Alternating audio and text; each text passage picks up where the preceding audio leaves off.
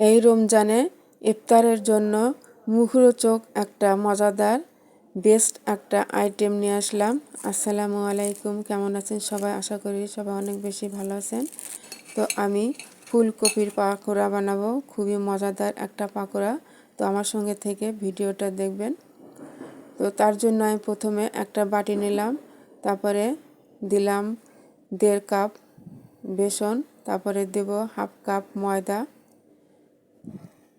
তারপর দেব 1 চা চামচ শুকনো মরিচের গুঁড়া, 1/2 চা চামচ হলুদ গুঁড়া, 1 চা চামচ লবণ, 1/2 চা চামচ জিরা ও গরম মশলা টেলে নেওয়া গুঁড়া, আর 1 চা চামচ বেকিং পাউডার, 1 চা চামচ আদা বাটা, 1 চা চামচ রসুন বাটা। এখন 1 কাপ পানি পুরোটাই দিয়ে ধীরে ধীরে মেশাতে থাকবো। তারপরে দিয়ে দিলাম এই তো 1 চামচ পেঁয়াজ বাটা। এখন আমি হ্যান্ড উইংস দিয়ে ভালোভাবে মিশিয়ে নেব,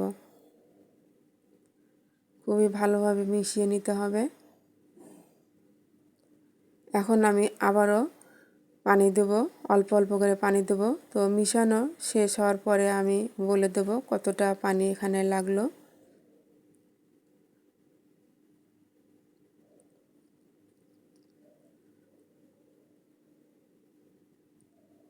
ভালো করে মিশিয়ে নেব। এখানে এই ডোটা একদম পারফেক্ট হতে হবে। তো এখন আমি একটা চামচ দিয়ে নেড়ে দেখাচ্ছি যে এই ডোটা কেমন হবে।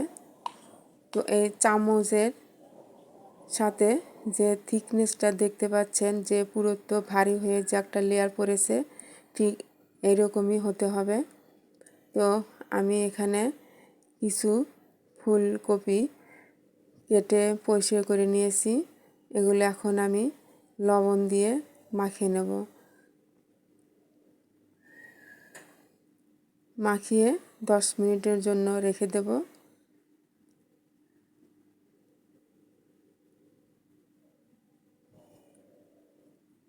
এই তো আমি ফুলকপির যে ডাঁটার যে অংশটুকু সেটুকু আমি কেটে নিয়েছি, যাতে করে সিদ্ধটা ভালো হয়, ফ্রাইটা ভালো হয়।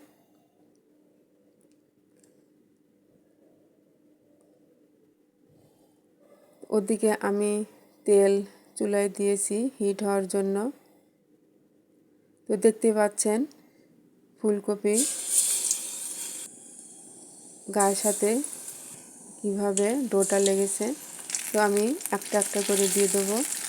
তো তেলটা হাই হিটে, একদম হাই হিট করে নিয়ে তারপরে লোতে দিয়ে আমি এই পাকোড়াগুলো ভেজে নেব।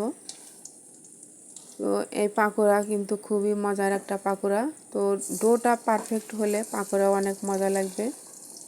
আমি যে মেজারমেন্ট দিয়েছি, যে উপকরণগুলির যে মেজারমেন্ট দিয়েছি, সেইভাবে দিলে পাকোড়াটা খুবই মজা লাগবে।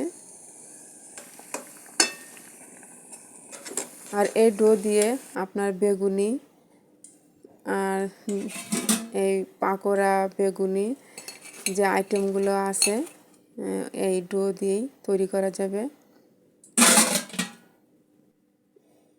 এই তো আমি আবারও দিয়ে নিচ্ছি, আবারও ভেজে নেব। একটু সময় নিয়ে ভাজতে হবে, যাতে করে ভিতরে ফুলকপিটা ভালোভাবে সিদ্ধ হয়, যেহেতু ফুলকপিটা কাঁচা।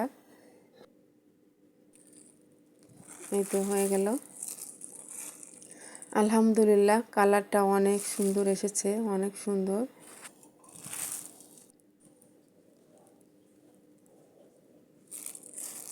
তো এখন তো ফুলকপি এখন বাজারে পাওয়া যায় না, পাওয়া গেলেও দাম অনেক।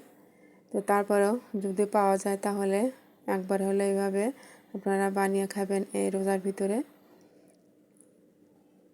তো আলহামদুলিল্লাহ, ফুলকপির ভিতরে খুবই সুন্দরভাবে সিদ্ধ হয়েছে এবং টেস্টটাও আলহামদুলিল্লাহ অনেক মজা হয়েছিল।